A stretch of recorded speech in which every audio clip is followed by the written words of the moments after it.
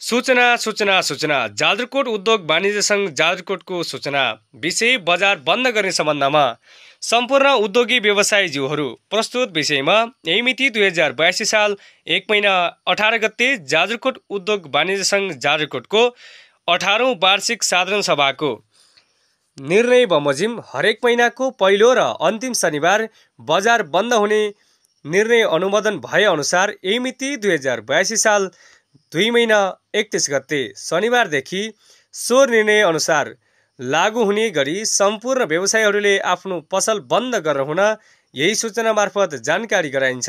यदि यो सूचनालाई बेवास्ता गरी सो दिन पसल खोलेको पाइएमा निर्णयमा उल्लेखित नियम अनुसार तफसिलको जरिवाना लाग्ने बेहोरा समेत जानकारी गराइन्छ। पहिलो पटक रु 500 जरिवाना, दोस्रो पटक रु 1000 जरिवाना, तेस्रो पटक रु 1500 जरिवाना र यही क्रमले प्रत्येक पटक जरिवाना शुल्क बढाइनेछ। सम्पूर्ण उपभोक्ताज्यूहरूले आफूलाई आवश्यक पर्ने सामान बन्दको अघिल्लो दिनमै खरिद गर्न हुन अनुरोध गरिन्छ। साथै यो निर्णयको कारण कसैलाई पर्न जाने असुविधा प्रति हामी क्षमा प्रार्थी छौँ।